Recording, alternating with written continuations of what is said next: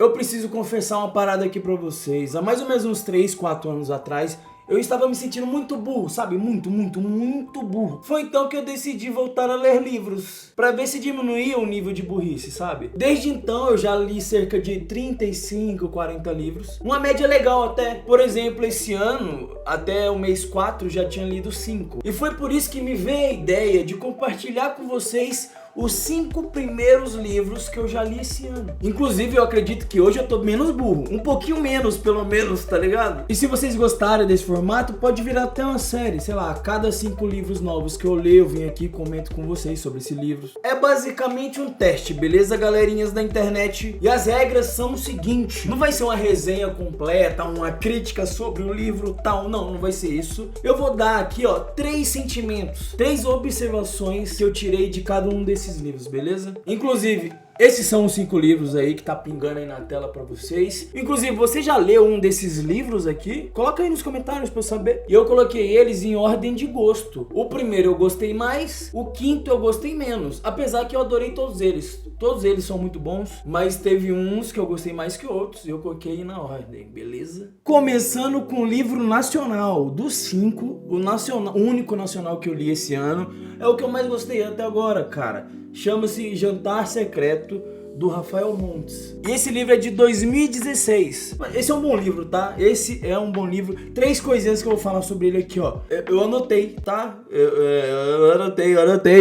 Eu coloquei aqui, ó. Parece verídico. É porque, mano, o que se trata esse livro? Basicamente, uns amigos que moram juntos, eles começam a dever, né? Acontece um problema lá.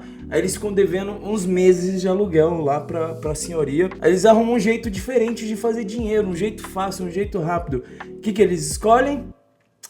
Um restaurante canibalista. É isso, um restaurante canibal. Esse é o Jantar Secreto. Talvez eu tô dando spoiler. Mas não se preocupe, esse é o início da história, tá ligado? Isso é bem no começo mesmo. Logo assim você fica sabendo disso. E por conta disso, vai acontecendo várias coisas muito doidas. E o legal é que, mano, de verdade, o restaurante que eles fazem, a história que é criada nesse livro, dá a impressão que poderia acontecer muito aqui no Brasil, tá ligado? Muito. Inclusive, vira e mexe aí, né? Tem reportagens da família que fazia empadinha de carne de gente. Estão sendo julgados em Pernambuco um homem e 2 mulheres acusados de canibalismo. Há um restaurante que pegou uma perna de um mendigo e fez um bife. Então tipo assim, é algo que poderia muito acontecer aqui, tá ligado? Parece muito verídico esse livro. A outra parada que eu queria falar também é a estrutura da obra. Caraca, mano! O cara manja, o Rafael Montes, sabe aquela pessoa, assim, você vai lendo ali e você fala, ó, essa pessoa sabe o que está fazendo. Essa pessoa tem total controle dessa narrativa. É criativo, muito criativo, tá ligado? Muito dinâmico a parada, é muito bem escrito, as coisas acontecem muito rápido, não tem aquele tempo de, vou ficar aqui contemplando. Não tem contemplação não, não tem não, cara. E a terceira coisa que eu quero falar dele são as reviravoltas. Muitas reviravoltas, cara, muitas, de verdade. No final tem muitas, mas assim, ao longo da história vai acontecendo. Essa história que eu acabei de contar de os caras resolvem fazer dinheiro criando um restaurante canibalista. Já é inusitado, né? Já é uma reviravolta braba já. A história tem várias dessas, tá ligado? É um bom livro, é um livro muito foda, de verdade. Eu gostei muito, cara. O próximo agora chama-se O Ato Criativo, do Rick Rubin. Ele é de 2023, tá? A coisa que eu anotei dele aqui, ó, prático e subjetivo. Que é o seguinte, mano, é uma noção que eu já tinha em relação à criação. Eu faço vídeo há muitos anos, né? Isso mexe muito com criatividade. Eu já seguia uma parada que eu já pensava dessa forma. E quando eu li o livro aqui, de um cara pica, o Rick Rubin, ele ganhou, acho que são 6 ou 9 Grammy. Uma parada assim, o cara é produtor musical, sabe? Já fez música aí com os maiores artistas do mundo e tal. E uma parada que ele fala que é algo muito subjetivo. Como é uma pessoa criativa, como fazer algo criativo. É algo muito subjetivo, muito. Porém, você tem que ser a pessoa que transita entre o subjetivo e o prático. Ou seja, você vai pro subjetivo, você vai pro mundo das ideias, você vai viajar na mente, viajar na batatinha e pegar essas ideias que estão no subjetivo e trazer pro prático. Tá ligado? Ou seja, você tá aqui no subjetivo, tá viajando, vem a ideia, mano, anota a ideia, entendeu? Anota. Pô, essa ideia aqui é boa, essa ideia... E tenta trazer pro prático. Joga num papel, depois você tenta jogar essa ideia pra frente, apresentar pra outras pessoas e fazer essa ideia criar corpo, né? Ou vir ao mundo, beleza? Algo pro mundo real. A outra coisa que eu notei dele aqui, ó, sensibilidade ao mundo. O que ele diz é o seguinte: você tem que estar atento às coisas que acontecem ao seu redor. Tudo que você consome faz parte do seu arsenal criativo. Ou seja, qualquer obra criativa que você vai fazer, a sua vida, a sua história vai fazer parte desse seu projeto, entendeu?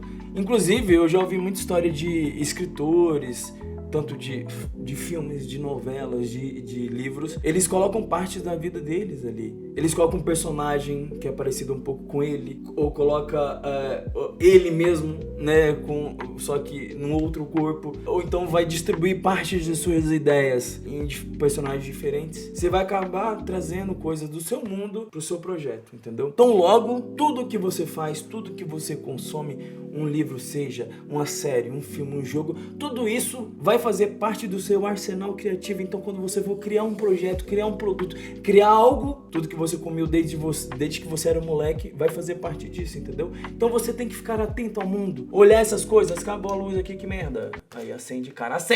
Tudo, só porque eu tava no fio da meada, a luz aqui me atrapalhou, cara. Tudo que você consome, você vai trazer para os seus projetos. Inclusive, esses livros que eu tô lendo agora é pra somar no meu projeto criativo, é pra somar no meu arsenal criativo. Quando eu escrever novos vídeos, novas coisas, esses livros também vai fazer parte. E a terceira coisa desse livro é, esse livro aqui, mano, qualquer pessoa que trabalhe com criatividade, ou queira trabalhar com criatividade, ou esteja nesse caminho, deveria ler. Sério, deveria muito ler. Parece que ele abriu a própria cabeça, o Rick Rubin, assim, ó. Porque esse livro aqui, ele entra na cabeça dos criativos, tá ligado? Ele parece que foi tirado, assim, ó, tudo que ele já passou na vida e ele, coloca nesse livro. E tanto a questão prática da coisa, né? Como trabalhar criativamente, ele usa uma parada, ele fala assim, que existe o mundo das ideias. Assim como Platão falava que tem o mundo das ideias, né? E pá. Ele meio que fala isso de outra forma. Ele fala que existe um fluxo criativo e nós podemos surfar nessa onda ou não. Se nós estivermos atentos ao mundo, ao que acontece ao nosso redor, nós estaremos surfando nessa onda criativa. E quando tiver algo que faça sentido para nós vamos pegar essas coisas do mundo subjetivo, dessa onda subjetiva de criatividade, e traz para o mundo prático e cria o seu produto, o seu projeto, a sua história, a sua parada, entendeu? Basicamente isso. 3 coisinhas legais aqui. Terceiro livro é do H.G. Wells, Porta no Muro. Esse livro é interessante, ele é de 1906, cara. Porra, longe, hein? Primeira coisa, uma viagem psicológica curta, tá ligado? É uma pílula de conceito. É um conceito simples, um conceito tranquilo de se entender e de uma forma muito breve, uma forma rápida. Ele é legal por isso, né? É um livro curto, sabe? Você acaba ele rapidinho. E ele é uma pílula de conceito. Simples assim. Você consome esse livro rapidinho, você olha, entendi. Bom conceito legal. Vou levar pra vida isso. Outra coisa, ele fala um pouco sobre obsessão. Ou seja, coisas que coisas que nossas cabeças criam, que muitas vezes pode ser uma armadilha para nós mesmos. Tem isso, pode ser uma armadilha. A sua obsessão pode ser uma armadilha, cara. E a terceira coisa desse livro é o seguinte: apesar de óbvio, o final ele é bastante engraçado e trágico, sabe? Não, ao contrário, né? Ele é trágico e engraçado ao mesmo tempo, assim. Mas é muito óbvio. Eu acho que não tinha outro caminho pra esse livro ir, tá ligado? O final dele é muito... Assim, é inusitado. Não é inusitado, é o óbvio, sabe? Só que mesmo acontecendo óbvio, você fala, porra, é isso mesmo.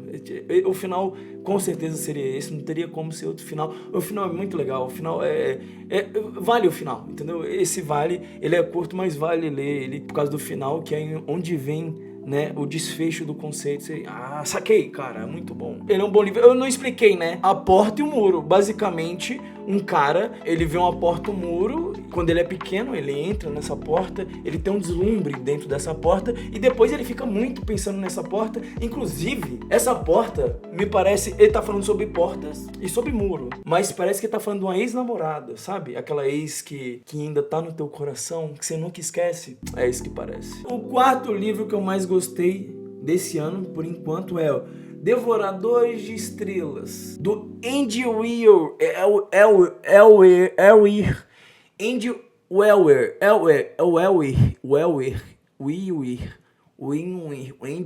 Esse nome aí, cara. Ele é de 2021, esse livro. É muito legal. Esse filme é legal. Esse filme é bastante legal. Ele é uma ficção científica. Tem a ver com viagem interplanetárias, entendeu? O cara viaja pro espaço. Devorador de estrela, né? Nós não devoramos estrelas. Logo, tem alguém que devora estrela. Esse devorador de estrela é de longe, né? Ou seja, é um alienígena. Fala sobre vida fora da Terra. Isso não é nem spoiler, porque tá no título, é Devorador de Estrela. Tem a ver com isso, cara. Tem uma certa vida lá que devora estrelas. Basicamente é o título, cara. Só que o legal é que ele encontra também uma outra espécie de alienígena. Esse alienígena que ele encontra é um alienígena muito legal, muito fofo, que o ajuda, sabe? Um alienígena, porra, então, você levaria esse alienígena pra jantar em casa, sabe? Conhecer a tua família, sabe? Um alienígena bacana, um alienígena maneiro, porra. A maioria das histórias é sempre o alienígena querendo matar as pessoas, é o alien querendo dar uma enfiada no teu peito, querendo pôr um bichinho na tua barriga, querendo te engravidar. Aqui não, é um alien legal, é um alien maneiro. A segunda coisa sobre esse livro é Engenharia e Química. Eu anotei aqui, ó, Engenharia e Química. Esse filme é muito técnico. Se você leu ou se você assistiu o Perdido em Marte, esse Perdido em Marte, o cara tá perdido lá em Marte, ele tá sozinho em Marte. Ele começa a plantar alface em Marte. E muito técnico, ele olha, como eu tô plantando uma alface, é possível plantar alface em Marte, olha. Parece verídico, parece real. E esse livro aqui também é o mesmo escritor do Perdido em Marte. Então, essa parte da engenharia e da química é muito legal, que parece verídico certas coisas. Tipo, ele faz umas somas, faz umas contas, faz umas combinações químicas, que é muito louco, cara. Faz você lembrar das aulas de física na época da escola, né? Isso dá uma veracidade muito legal pro livro, sabe? Quando ele usa coisas técnicas pra resolver problemas no espaço. E a última coisa sobre esse livro é o final inusitado e alinhado com o personagem. Isso é muito legal. O final, sabe aqueles filmes que o começo da história conecta com o final? Acontece isso de uma forma muito legal, inusitada. Eu não imaginei que iria acontecer o que aconteceu no final, sabe? O finalzinho mesmo, sabe? O último trecho é muito, muito, muito legal. Quinto e último livro, o que eu menos gostei, porém eu gostei também, tá? Esse também é do H.G. Wells e esse é mais antigo ainda. Chama-se A Máquina do Tempo, ele é de 1895. Velho.